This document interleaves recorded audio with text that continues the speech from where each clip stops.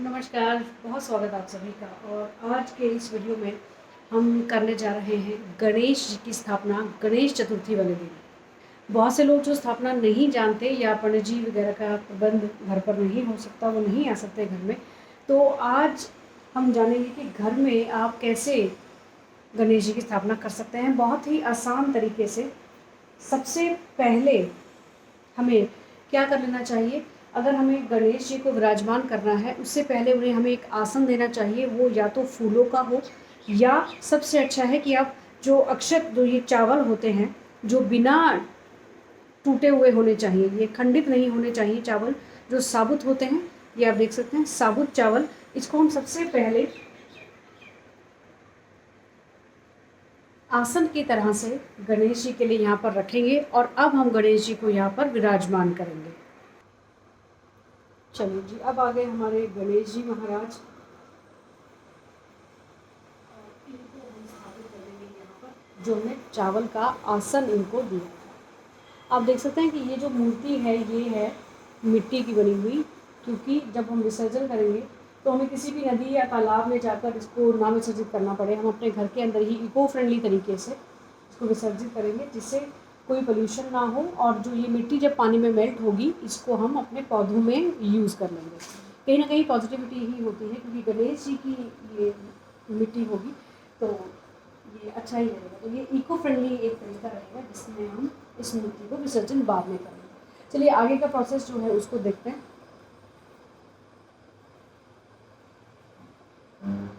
गणेश जी के left side पर हम करते हैं कलश की स्थापना। और कलश की स्थापना के लिए भी पहले हमने चावल का आसन रखा और यहाँ पर हमने कलश रख दिया जिसमें हमने जल भरा हुआ है।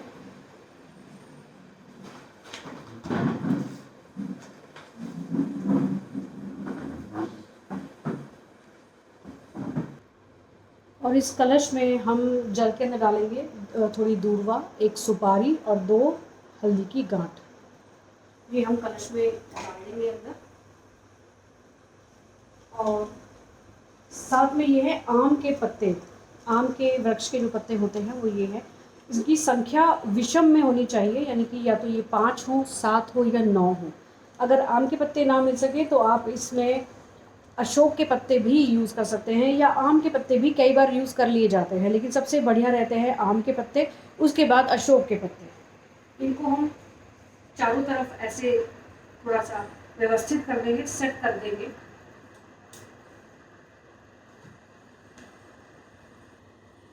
इनको सही से व्यवस्थित करने के बाद,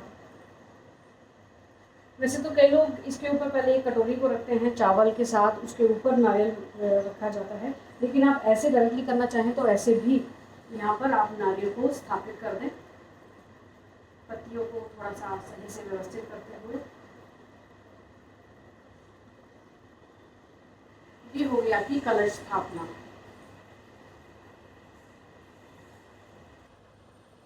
ये तो हो गई गणेश जी की स्थापना, साथ में कलश स्थापना। और एक बात का ध्यान हमें ये भी रखना चाहिए कि छोटे से गणेश जी भी साथ में रखें। कई बार हम लोग इस बात का ध्यान नहीं कर पाते कि छोटे से गणेश जी भी साथ में रखने से क्या फ़ायदा होगा, क्यों रखने हैं वो।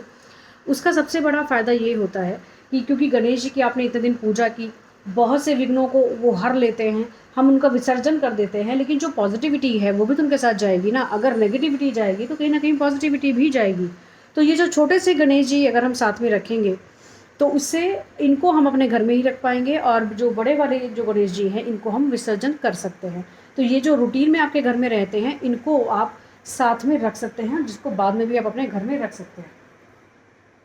और इनके लिए भी वैसे ही हम इनको आसन यहाँ पर देंगे, जैसे हमने पहले चावलों का आसन दिया, या फूल का आसन हम रख सकते हैं।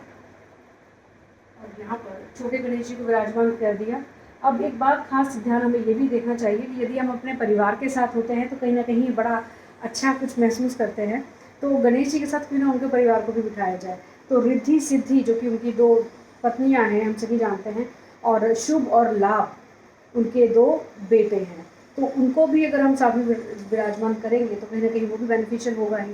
तो सबसे पहले रिद्धि और उसके बाद सिद्धि माता की भी स्थापना साथ में करते हैं। चावल के आसन पर आप चाहे तो सुपारी ले लें, इसके ऊपर चाहे तो कलावा लपेट लें, या फिर ऐसे ही रिद्धि और सिद्धि माँ की स्थापना भी हमने कर ली। अब यहाँ पर शुभ और लाभ, या तो आप स्टिकर के फॉर्म में भी उनको यूज़ कर सकते हैं, या फिर सबसे बड़ा जो एक उनका चिन्ह है वो है स्वस्तिक। स्वस्तिक को बना लेते हैं तो शुभ और लाभ की स्थापना भी आपके इस मंडप में हो जाती है। यहाँ पर स्थापना हो चुकी है पूरे परिवार की। सबसे पहले गणेश जी, फिर कलश, छोटे गणेश जी, रिद्धि सिद्धि मैया, साथ में शुभ और लाभ, ये हो चुकी है हमारी स्थापना। और इसके बाद हमें, क्योंकि जो भोग इत्यादि, ये जो पूजा दीपक आरती हमें रखना है, उन सब चीज़ों को आप यहाँ पर रख देंगे और उसके बाद आपकी पूजा शुरू हो जाती है। आप कोई स्तुति करना चाहें, किसी चीज़ का पाठ करना चाहें, आरती करना चाहें, वो आप इस समय में अपनी शुरू कर सकते हैं। गणेश जी को तिलक करते हैं पहले। एक तरह से ये है इनका अभिवादन, इनका वेलकम। सिद्धि और रिद्धि में कलश पर भी आप तिलक ज़रूर लगाएं। अक्षत यहाँ पर छिड़के जाते हैं। स्वास्तिक कलश पर भी बना लिया जाता है, जिसको आप पहले ही बना लें।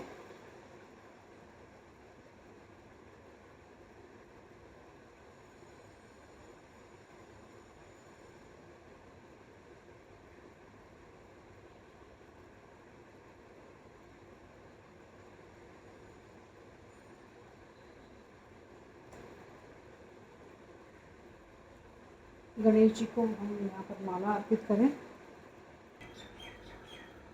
ये हो चुकी हमारी स्थापना पूरी, और भोग सामग्री वगैरह सब रख दिया गया है यहाँ पर, जिसमें हमने थोड़ा सा ड्राई फ्रूट रखा है। जो भी पंचमेवा आपके पास हो उसको रख सकते हैं। भोग में हमने रखे हैं 5 लड्डू या मोदक, जो आपके पास हो। हमने यहाँ पर चूज़ किए थे पीले रंग के मोदक, और साथ में पीले ही फूल, और एक पान के पत्ते पर एक सुपारी, 2 इलायची और 2 साबुत लौंग। लौंग का ध्यान रखें कि वो टूटी हुई ना हो, यानी कि इस प्रकार से जो इसका जो ये जो फूल होता है ये खंडित ना हो, ये टूटा हुआ ना हो, पूरी साबुत लौंग जो है ये होनी चाहिए। ये हमने पान की तरह से इनको ये अर्पित किया है। थोड़ा फ्रूट वगैरह जो आपके पास हो उसको आप रख सकते हैं। साथ में हमने दूर्वा भी गणेश जी पर अर्पित कर दी है। ये सभी वो चीज़ें हैं जो गणेश जी को प्रिय होती हैं, और हमने भी यहाँ पर उनको अर्पित करने की कोशिश की, उनकी प्रसन्नता के लिए, उनके अच्छे आशीर्वाद को प्राप्त करने के लिए। और अब यहाँ पर थोड़े से फूल भी हमको अर्पित कर दें। बोल गणपति बप्पा मोरया, गणपति बप्पा मोरया, मंगल मूर्ति मोरया, गणपति बप्पा मोरया। जय गणेश जी महाराज।